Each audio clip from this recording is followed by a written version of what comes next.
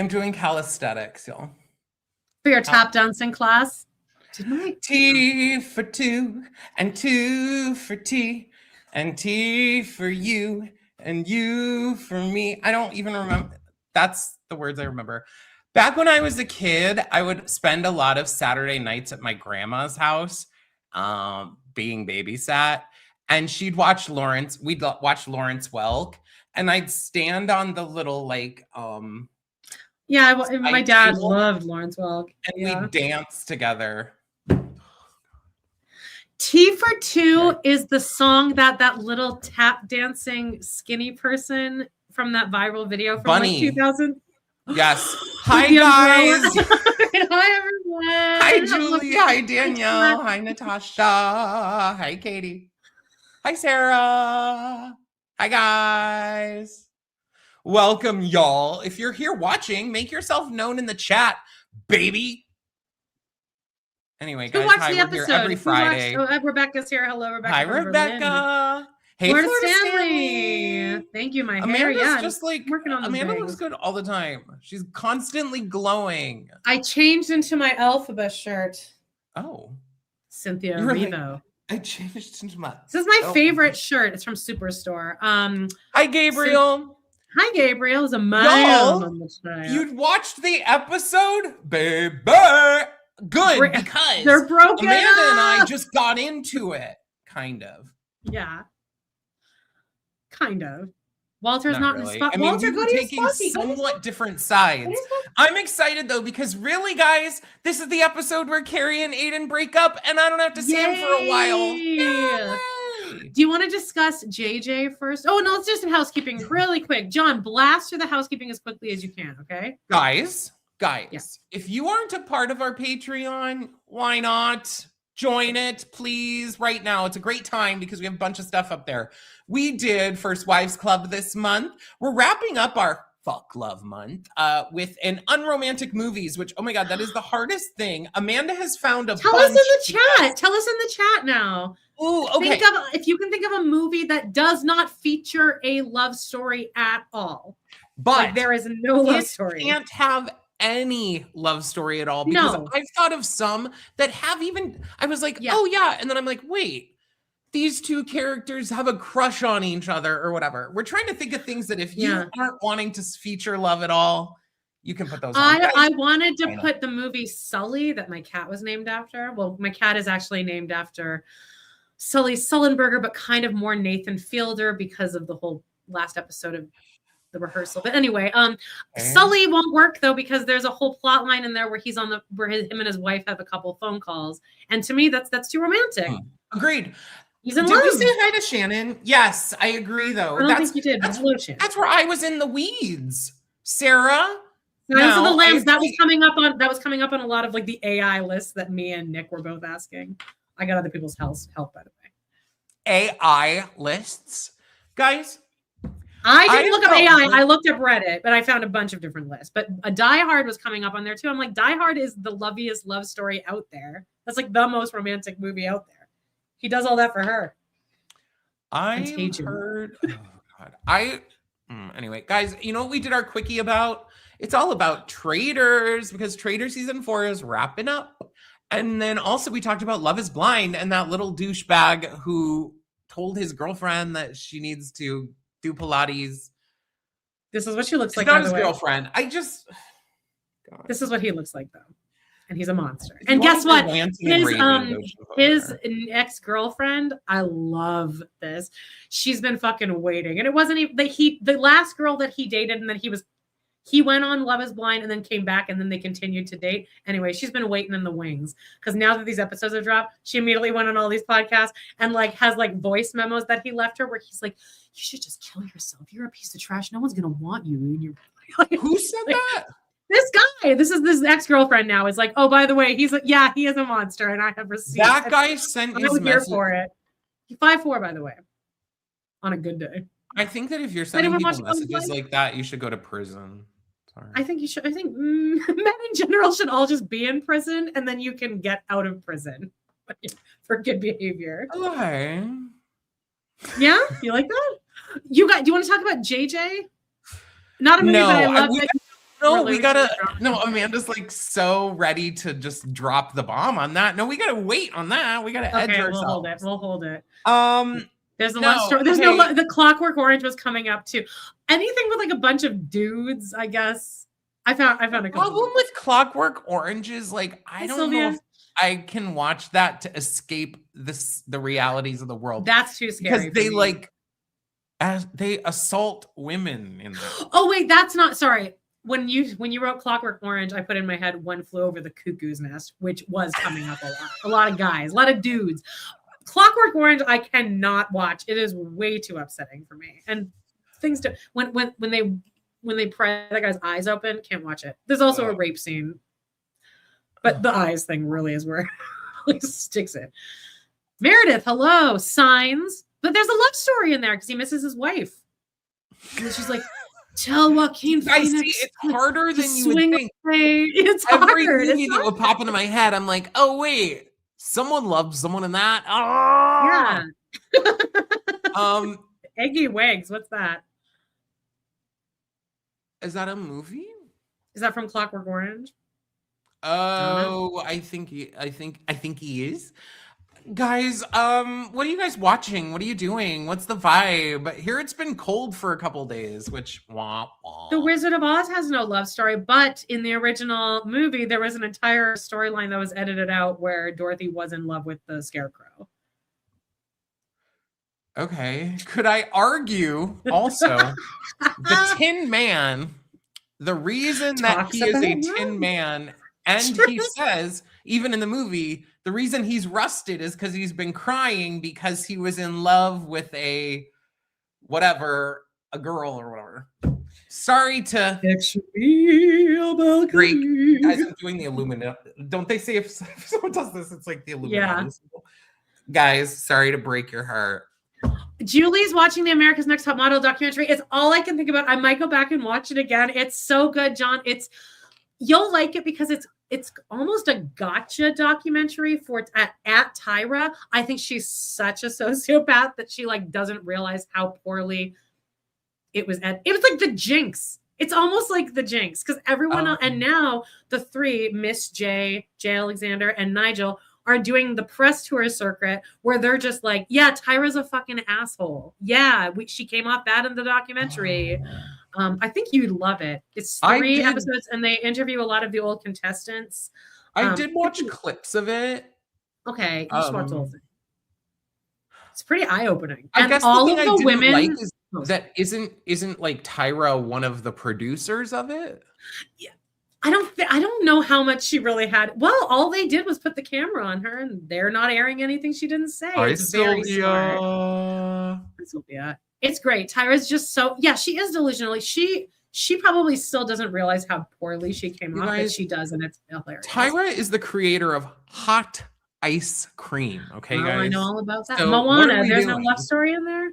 Moana. There's got to be some kind of sexual shit between the Rock and the girl, right? You know what? Heated rivalry. Yeah, it's great. The leads has such amazing chemistry. Tell Me Lies season 3 just aired too.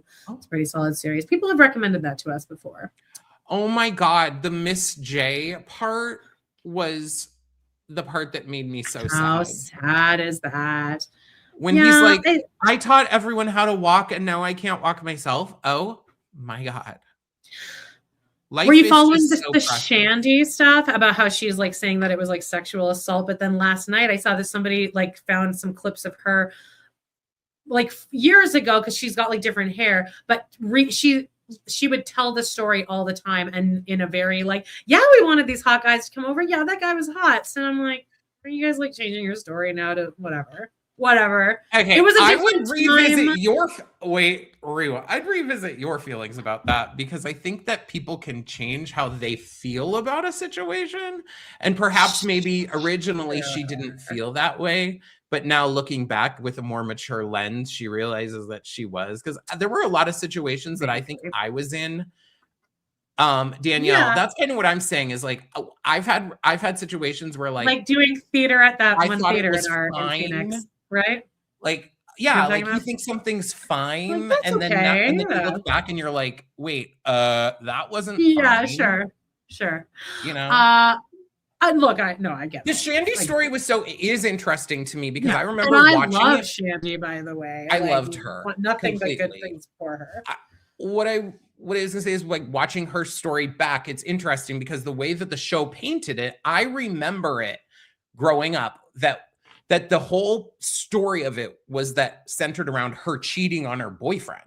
And he's like calls her a fucking bitch. Centered at all, really. I mean, they show that she's drunk and hooking up with a guy, but they don't make it seem like that's the thing.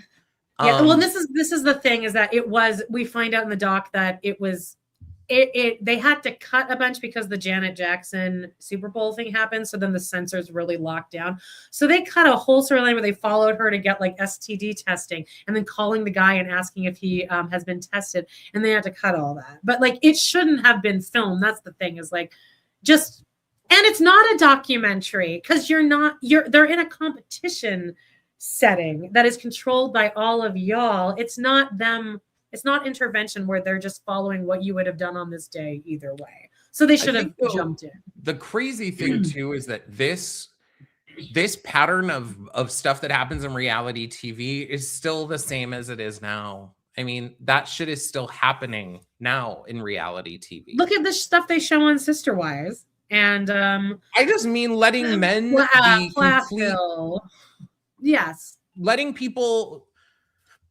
Producers want to play this game of like, we're just here to film their life or whatever. But then when it goes back and it's like, well, yeah, but I wouldn't be in this position if you didn't have me here. I wouldn't be wasted if you hadn't funneled me a bunch of drinks. Now, that's why to me, I don't want to watch the documentary. I've gotten enough out of it. I personally don't like thinking about all that crap. I think it's actually horrible. I think that Tyra is a piece of shit. I think what's crazy to me is that Tyra talked so much about how she was a victim in the modeling industry. And then she went on to create and be the predator to hundreds of other victims of her show. She kind of threw them to the wolves. And especially a lot of the Black contestants came back who all look like they filmed yesterday. As they, of course, would. God, what's her name? The one who kind of looks like Monique Hart. She's got she appeared on the screen, I guess, because of how good she looked. But they're all like, yeah, Tyra's supposed to be like this Black mentor, and she completely knew that we would go out there and be thrown to the wolves, and they would not want to use us. And I don't know, just the whole thing was just very, predatory. I think it's one of those things that goes along the lines too of like an American Idol situation or any competition reality show. You have to be able to say like, this isn't really a real competition. It is a reality show more than anything. Okay, let's look at the comments. This is why, guys, I just think I think it's disgusting. I think the entire modeling industry is disgusting. It's predatory on women. Obviously, as we've seen with the release of a certain thing, we see that every industry is to predatorize women. And in our entire generation of women have been raised and predatorized by like the owners of Victoria's Secret who went to the island or, did all this thing. I can't. So this episode of Sex and the City thing because it triggers me to be annoyed about the state of the world. There is another one coming out on E. They should go fuck off. What? There is another doc on E that I think Janice Dickinson's going to be in, but I hate her more than Tyra. I think Janice Dickinson too. I was listening to her audiobook on this very significant night of my life with my ex-boyfriend. And I showed up to this event triggered by listening to her book because she's just such a nasty cunt in that audiobook. And she's talking about how like you should have, like it starts out with her like eating a salad and yelling at the waiter because he brought her dressing at all on the side. And she's like, if you don't have you should be able to just eat lettuce on a plate and have that self-control. And she's fat shaming in her own book. That should be a reflection of a 60-year-old woman looking back. Toy Story, Rebecca says, by the way, going back to the thing, I'm not putting any children's movies in my list because I wanted to really challenge myself and, the hard part too about Toy Story is technically aren't Bo Peep and Yeah. what's his butt dating? Woody. Yeah, and he like leaves the whole gang for her in Toy Story 4. They are coming out with the new one where the villain is iPad. I love that idea though. I think it's fine. It's a great idea. The fact that all the children watching the movie will be watching it on iPads when their parents give them. That's true, but maybe it will teach the kids to put away the iPads, but it won't. It's generation's cooked. Let's talk about what else? You guys watching Love Is Blind? Depressed. I feel good. Anyway, yeah, the shitty thing is our entire world is literally surrounded by burning down around us. I'm just trying to like go through. I'm just like, you know what? We're just going to make content about frivolous things, bring everyone together. We'll laugh and not just, wallow in our own. We got to make jokes about it too.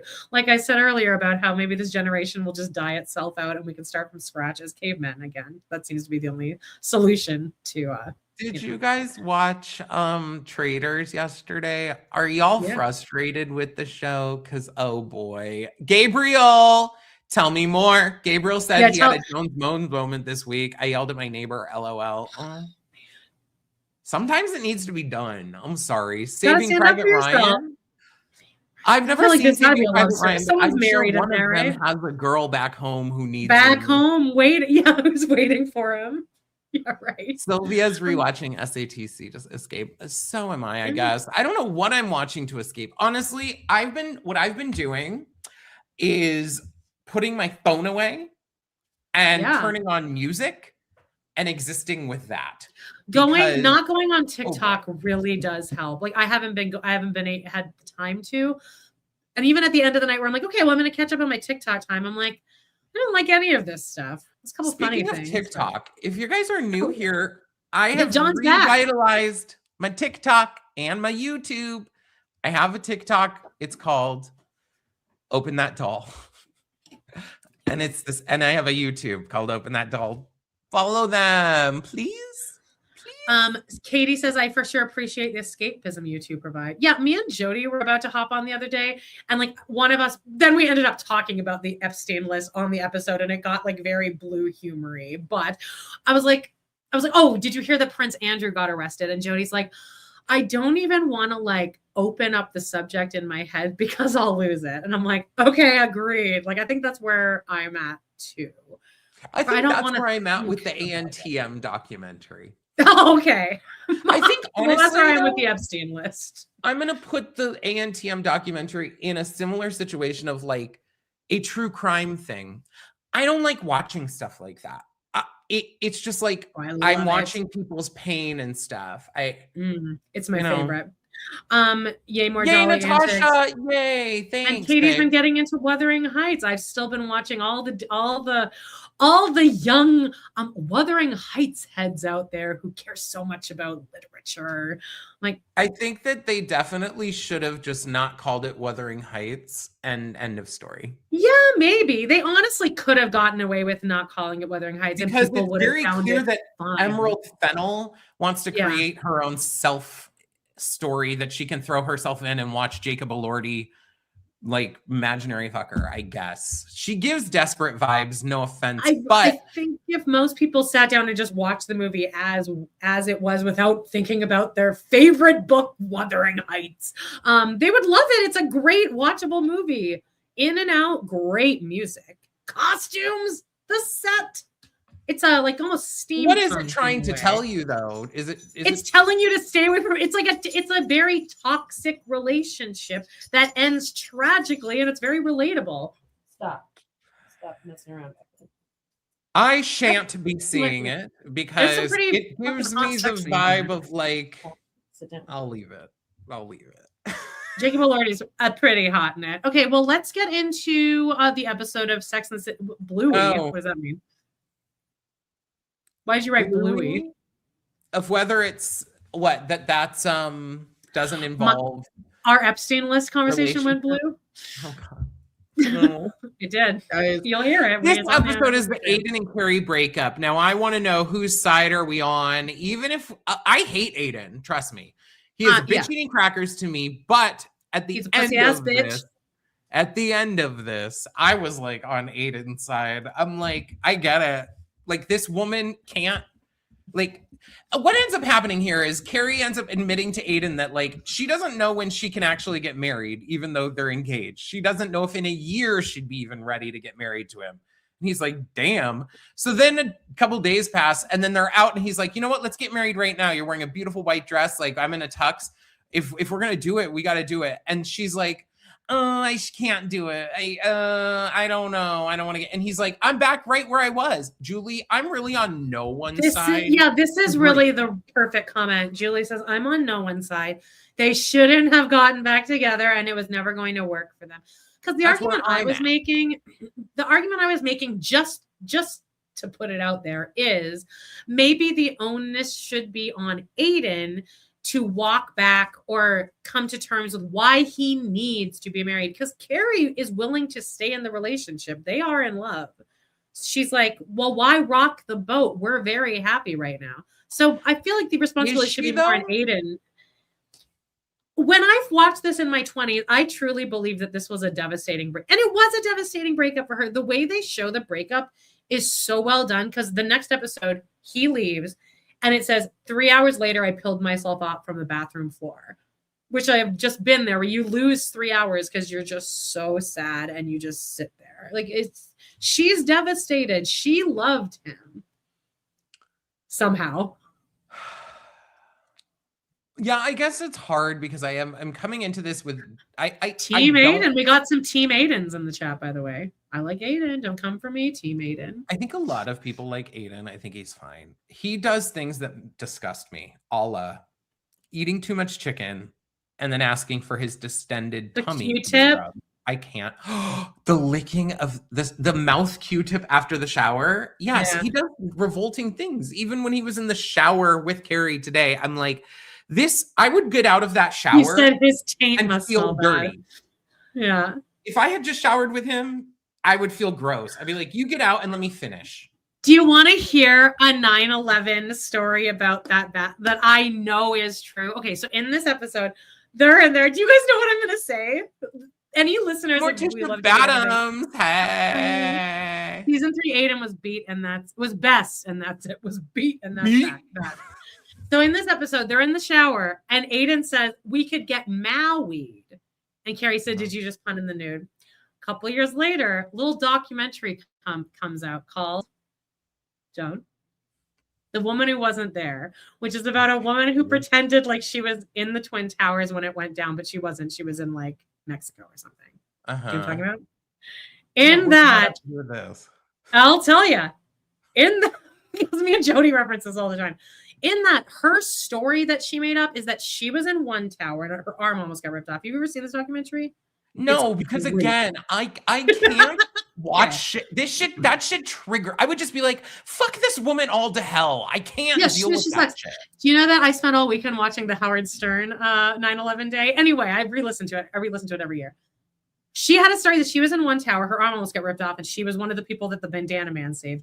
Her fiance was in the other tower. So she became the head of this 9/11 survivors network. And it was this whole fucking thing. But one of the stories about how they got engaged was that he took her to Hawaii and he said, let's get Maui. And I am certain that she got it from this episode of Sex and the City. Boom. Mic drop. I brought it back around, and that is a relevant story to what I just said. You know what? I would be fine in agreeing. Yay. You know what? The woman's name is Alicia Estevez Head. Is that her real name? Who knows? Well, she's a catfish. Since Amanda is now just buzzing, I'll give her another one. A 9/11 story? No. Okay. Earlier in our recap, because this is how we do things. We start with our quickie. We start with a quickie. then we do our full recap, then we do our live, then we record our Patreon episode. So yeah, in our full recap, Amanda, for I would say one of the first times I fully actually agreed with Amanda's like, I'll say, I mean, like I'm on your trail, but Amanda does like to be like, oh, this person looks like this other person. And for me, I'm usually like, you're like, I guess. Well, in this episode, the guy that is like JJ, whatever his name is, he's in another episode too. Do you have a photo of him? I do. It's loaded in right here. So this is him, guys. We want you to tell us, who does this guy look like? A combination of two people. Because Amanda hit it on the head. And I'm wondering if anyone's going to be able to figure it out. We'll let you have some time. Okay. Yeah, just like sitting. This is the only picture I could find. This is why we started 2 minutes late, because right at noon every week, we're like, oh, maybe we should load 25 pictures in. Also, you know why we started late? Because I have currently in my yard, it is the Jellicle Ball happening. Literally, I live in a neighborhood that has, I don't know, 100 to 200 feral cats that just run wild. Well, I guess some have decided that it's now the season where they're going to like take up residence in my backyard for parts of the day. And so at random points during the day, I hear this. So I have to run outside and chase cats away. Oh my God. You, no one cares. That's what my house is, because Sully likes to attack Latrice, and it's just like blood. Do you know that when cats really fight, there's something? Okay, so one day people are guessing. But hold on, wait. Oh God. Wait, let me tell you about this cat thing. More guesses, friends. More guesses. Yeah, keep putting, because one of you did nail one of them. The combination of two. Stronger, yeah. One of you might have gotten one so far. We need a. So one day I was taking care of these two cats, and George, who lives in my basement basically, and then this other cat got into a huge fight, and I heard them, really like killing themselves down there. So I walked into the basement the next morning, and there was clumps of fur lining the stairs, and I was like, what? Like just probably 1,000 little clumps of fur. So apparently when cats fight, their skin will just go and all of their fur will just like come off. Ew, like they will release their fur. So like, that's why fur bath. Okay. Okay. I wish we had a photo. This photo though is from his original appearance. I wish we had a photo from this episode because he looks slightly different in the episode we recapped. Okay. Yeah, he looks more like my main person. Yes, he looks. He's got a little more weight on him, which makes him look closer to this other person. Get it closer. Get really close. You guys, that's as close as I can get. Yeah. Okay, guys, see that? Okay, should we reveal? Because you guys, the two people were Lin-Manuel Miranda, which Morticia Badams guessed Lin-Manuel, Rebecca, and Adam Sandler. He does look like Adam Sandler in that picture, but I'm gonna blow your mind because also it's the personality. It's this person that I thought of first, Paul Giamatti, with Lynn. So like you got Paul Giamatti, but like there's something a little not Paul Giamatti, and that exact percent is Lynn. Well, because, and I'm gonna get probably read for filth here. Lin-Manuel Miranda is an attractive. He of course is. Yes, he definitely is. I would say he's more attractive than Paul Giamatti. Of course he is. Okay, so what I'm getting at is I think this JJ guy is slightly more attractive than Paul Giamatti. Yes. But he falls between Lin-Manuel Miranda. He's the percentage that Lynn brings in. Like he's the exact amount of attractiveness. Like a Joey Fatone impersonator, kind of. That picture is really like a weird shot, but yeah. And you know what? I have another hot take about Lin-Manuel Miranda. I like his voice. People think he's got a terrible voice, but he does not by any means have a bad voice. He has a actually very good voice. He just has a little trouble hitting a couple high notes some days. It's not a bad voice. I might say a controversial take here. Are you agreeing? I don't think Hamilton or In the Heights. No, I don't think they would be the success they were if they didn't have Lin-Manuel Miranda's voice attached to them. It works for some reason. Yeah, like there's something Hamilton. There's something endearing about his voice isn't like, you know, Joshua Henry or something. There's something endearing that it's like an imperfect music theater. It's like very 70s. It's like the company cast recording. If we go to the god of theater, Stephen Sondheim. He likes the non-singers. He would cast actors over singers. Yeah, he would choose a person for their performance over their voice any day. So I'll Meredith has brought up my 1000% accurate read on Carrie's therapist. Don't remember. I forget what it was. It's a blonde woman, right? Does she look like Sherry Renee Scott? No. Janelle from Sister Wives' sister is a spitting image of Sherry Renee Scott, though, by the way. Meredith, remind us who it was there. Who did she look like? Ina Garten. What? Janelle from Sister Wives looks like Ina Garten. I love Ina Garten. Oh, Steve Buscemi. That's what it was. That's right. The woman did look like Steve Buscemi. I can like see it in my head. Carrie's therapist. She did. It was like she's beautiful, but there was a Buscemi quality to it. I forgot about that. What do you agree about? God, I wish I remembered what I said 5 seconds ago. All right, what else? We only have like 10 more minutes before we have to do our keep writing movies in here in the chat. This is such just like a weird everything. I don't know. What are you guys doing? What are you guys? You know what? 2 things. I'm going to a doll show in Phoenix. No one cares. To like sell some of my dolls. So if anyone wants to come see me at a doll show in Phoenix, maybe I shouldn't say that. Yeah, I wouldn't say that. Yeah, there's a couple creepers that live around. Does anyone who watches us actually live in Arizona? Or Calgary? As I was watching something that had commercials, I think it was YouTube. Okay. YouTube. A fucking commercial comes up. And it's like some reality show person. I think it was a person who like was from Big Brother or Survivor or something. And they're like, oh my God, I'm so glad I found this new I'm so glad that I found this new app. And the other person's like, what's the app? And they're like, oh my God, I put the app on. It's like my best friend when I'm watching reality TV.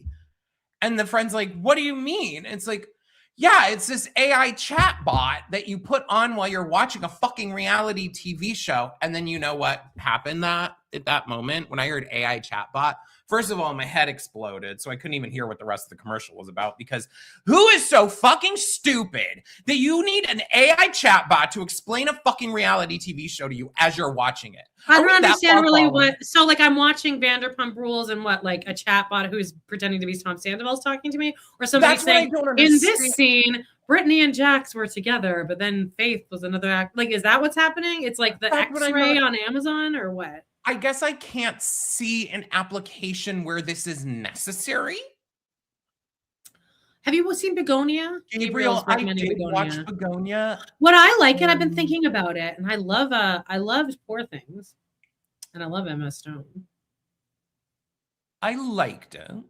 I do love Emma Stone too. I've fallen into love with her. I used to not really care for her that much, but for me, it was like kind of slow. It was like a lot of talking, but isn't the end at the end you find out she's an alien, right? Is that right? I don't know. Wow, spoiler alert. Spoiler. All right. What else? What else are we watching? I feel like I've consumed a lot of content recently. I guess I feel like I'm really trying to reduce my intake of screen time. I'm trying to reverse it and be like, okay, in this moment, I should create something. Instead of watching crap and just letting life pass me by, live in the moment, do something. I can't. Morticia Adams. I hate this timeline. We were promised jetpacks, health pods, and mid-century architecture. Yeah, why aren't we in Jetsons? Instead, we're letting like billionaires ruin everything. I'm sick of it. All right. What are some other notes from this episode before we wrap it up? Charlotte's storyline, Andre. Guys, what are your feelings about gender reveals? About finding out the sex of the baby, I guess, is more. Because Miranda's storyline here is that she's like not excited about whether or not it's a boy or a girl. And the sonogram person is like, oh, do you want to know the sex? And she's like, sure. And they're like, it's a boy. And she's like, yay or yippee or something like that, right? Our argument in our recap was more toward the lines of, well, maybe this is another point in the list of maybe should have not had the baby. Maybe should have gone through with that abortion because you don't want the baby. Every episode since Carrie and the friends shamed Miranda into keeping it, I basically am like, Carrie. Well, the reason she has this baby is because they shamed her into it. So what the hell is she supposed to do? I just think if I did want a baby at all, I would be psyched. Even friends of mine, when they find out what they're having, I'm so psyched because it's like exciting to know. And Miranda does not give a fuck. I think that because I'm a gay kid, and I'm not saying that gayness and gender are not inherently combined, but for me, I'll say that the gender constructs are something that I've had to now like deal with how that, similar to the patriarchy, those things have carried over into my life of like, what part of me is this because society has told me this and I can't be this, like partly with my doll shit, even like with that. So what I'm getting at is like, I think gender reveal stuff is kind of like not really healthy because you're putting on this ideal to a child immediately. Just like, honestly, this is going to sound really, a lot of people will be like, what the fuck? But like, I don't think you should raise children religious either.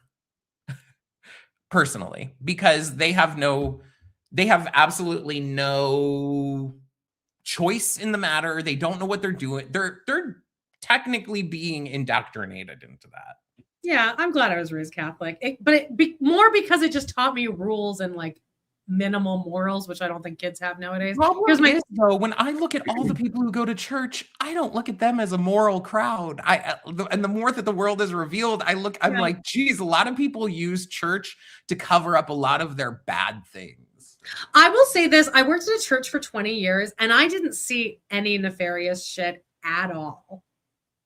And I spent hours a week there, and I did not. There was like, but that was just my particular, and there probably was, but behind closed doors. In my experience, it was not awful. I have a question though about the gender reveal. For me, you know me, how I can crash out about things.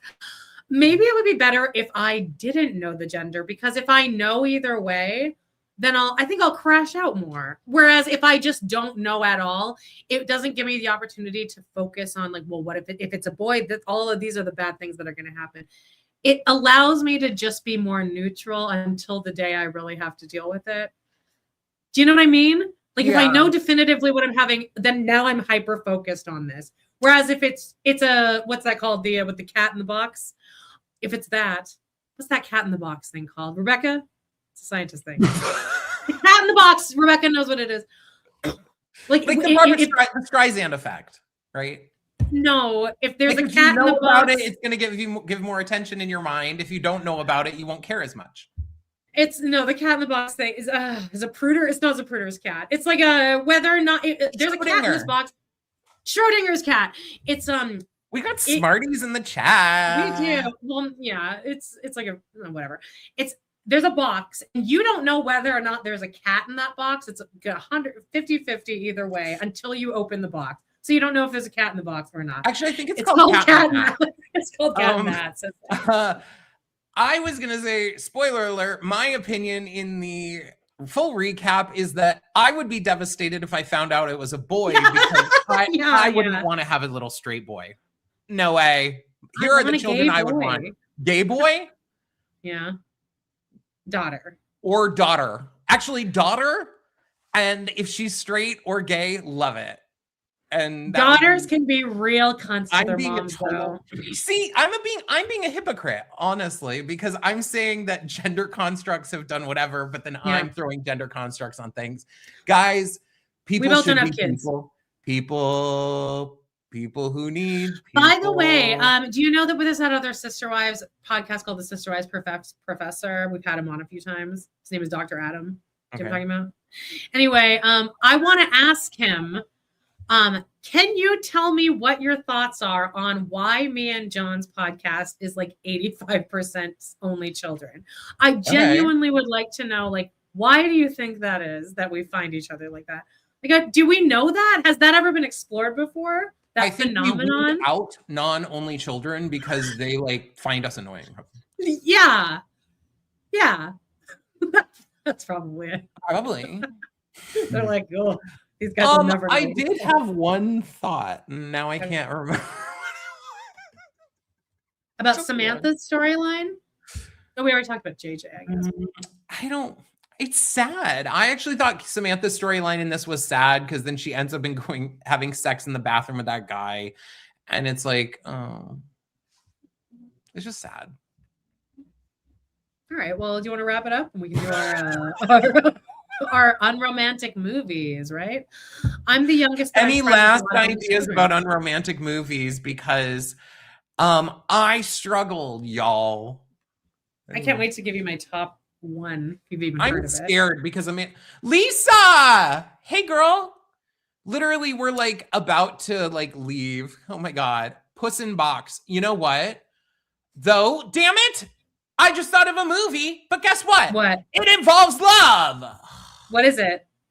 Puss in Boots: The Last Wish. Oh my God. But don't put like, but even children's movies have a lot of love in it because of patriarchy. I started to think, okay, okay, we're going to record that episode. Guys, please join our Patreon if you're not already. Lisa, this gives you a perfect opportunity to go back and do the full rewatch and be triggered by some of our feelings. Oh boy. Look at this, what Natasha just wrote. She wrote, you have a daughter forever. You only have a son until he gets a wife. Yikes. Or if he's gay. I will say gay kids are usually more devoted they stick with their families. I would say that's a statistic. There's a statistic somewhere there. The thing, guys, make sure you go and check out my other YouTube, Open That Doll, and my TikTok, because I'm trying to put out videos. I did hit 6,000 followers on my TikTok. Right. So guys, we love you. We do. We'll see you next week with and I'm actually interested to see what our topic is next week, because I think Aidan acts like a real asshole the way he handles this breakup, because Carrie didn't do anything to him and he really punishes her, and like that it's fucked up what he does to her. He's a little pussy ass bitch. Right? But we'll talk about that next week. Bye everyone. Have a great week. Yeah. See ya. Bye. Morticia, my TikTok is Open That Doll, baby. All right. Oh, guys, hit the like and subscribe. Yep. We love you. Bye-bye. Whoops, that one. Jesus. See ya. Bye.